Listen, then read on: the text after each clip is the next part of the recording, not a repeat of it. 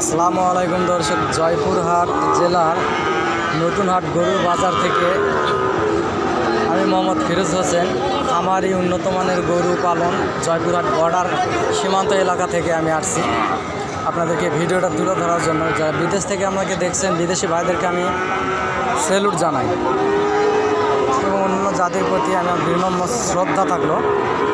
এগুলা ইন্ডিয়া থেকে আগত সাইবল বাচ্চা, এগুলো আর কি বেচা হয়ে গেছে।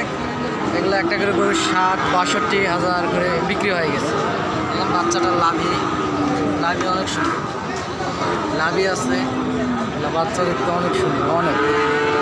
এগুলা ইন্ডিয়া থেকে আগত বাচ্চা, ইন্ডিয়া থেকে আগত বাচ্চাগুলি অনেক সুন্দর, উন্নত মানের।